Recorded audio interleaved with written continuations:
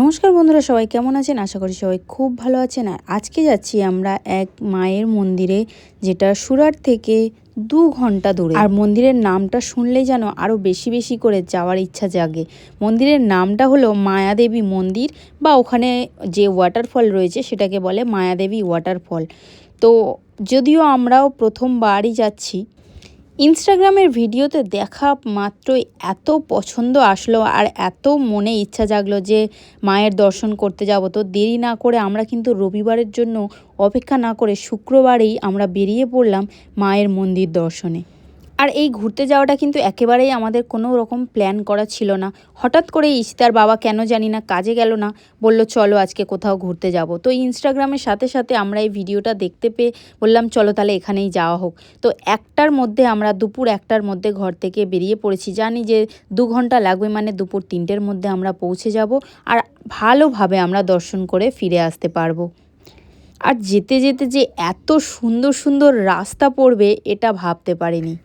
তারপর চলে আসলাম আমরা মায়ের মন্দিরের একদম সামনে। তারপর আমরা গাড়ি পার্ক করে ভিতরে চলে আসলাম। এখানে কিন্তু আবার এন্ট্রি ফ্রি আছে। এখানে এন্ট্রি ফি দিতে হচ্ছে 10 টাকা করে মাথা পিছু। তো আমাদের ছোটদের নেয়নি, শুধু বড়দের, আমাদের দুজনের জন্য 10 টাকা করে 20 টাকা নিয়েছে। চলে আয় চলে আয়। আরে ওর পিছন পিছন পুরো জ্বালা করবে, একদম আগুন হয়ে আছে। চলে আয়। তারপর মাকে দর্শন করার জন্য আমরা চলে গেলাম মন্দিরের ভিতরে।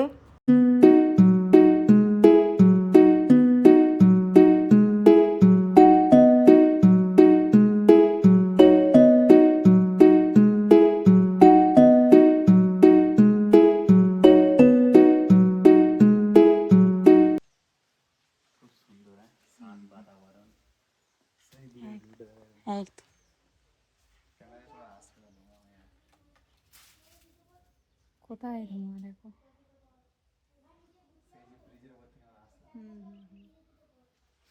চলো,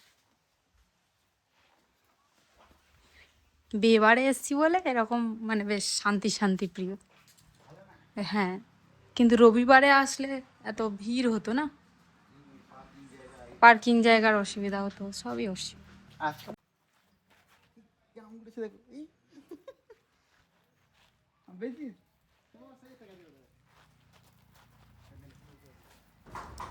আমরা ঠাকুর দর্শন করছি আর এরা দুই ভাই বোনই কখন বের হয়ে গাছ থেকে আম গুড়ানো শুরু করে দিয়েছে। গাছের নিচে অনেকগুলো আম পড়েছিল, সেই আমগুলো ওরা গোড়াচ্ছিল। আর আমার লক্ষ্য পড়লো এই গাছটার দিকে। এই ফুলটা কি ফুল আমি জানি না, কি সুন্দর হয়ে ফুটে রয়েছে।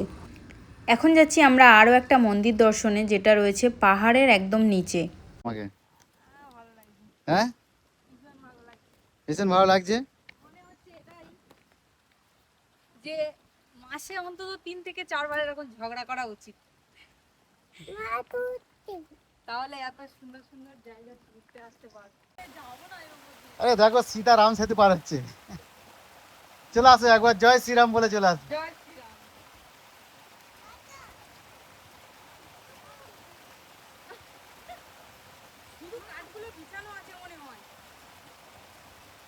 আরে বাবা কি আছে, পড়লে কত বড় ওই গ্যারাতে চলে যাবে, কি আছে। আরে দেখো এই সীতা পাহাড়ের মধ্যে আসছে। আর একজন দেখো সাহস দেখো। ওই এদিকে চলে আয়। চলে এলাম। হ্যাঁ, কেমন ফিল হলো বলো? দারুণ। জায়গাটা কিন্তু সত্যি অসাধারণ। আর আমরা এই সাঁকো পার হতেই ভয় পাচ্ছি। আর এদিকে দেখাই যে এই বাচ্চাগুলো উপর থেকে দেখুন ওই নিচের জলেতে ঝাঁপ মেরে স্নান করছে, কি ভালো লাগছে দেখতে। কিন্তু আমাদের ভয় লাগবে, ওদের অভ্যাস আছে প্রত্যেক দিন।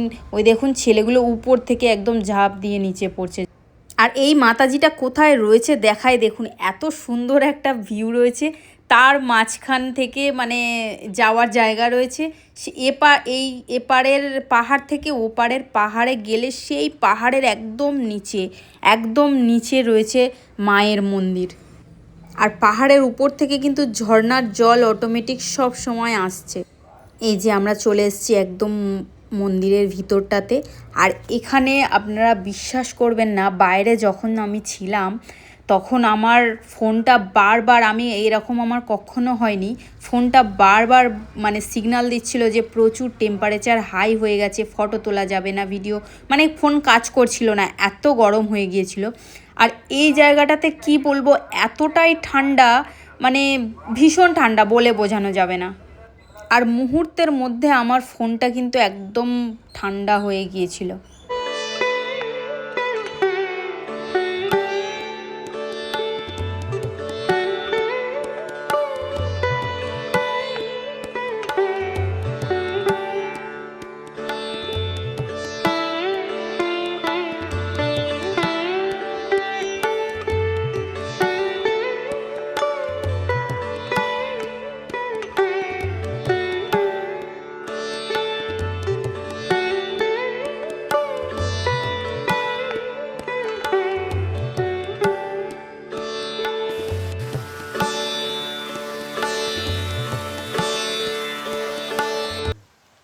যতবার ঝর্ণায় আসবে ঠিক এরা ঠিক স্নান ঠিক করবেই, বাস দুই ভাই বোনই সব স্নান করে শুদ্ধ হয়ে গেল, শুধু আমরা দুজনে বাকি থেকে গেলাম।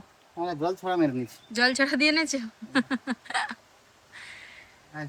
একদম গাগুলো এদের একদম ঠান্ডা ঠান্ডা ঠান্ডা ঠান্ডা হয়ে চিল। মন্দির থেকে বেরিয়ে অনেকক্ষণ পরে আমরা এখন এসেছি একটা ধাবাতে, কারণ মন্দিরের আশেপাশে কিন্তু কোনো দোকান নেই খাবারের। তো চলুন এখন আমরা খাওয়া দাওয়া করে তারপরে ঘরে যাব। ভিডিওটা এখানেই শেষ করছি। ভিডিওটা ভালো লাগলে একটা লাইক করে দেবেন। দেখা হবে খুব তাড়াতাড়ি পরের কোনো একটা ভিডিও।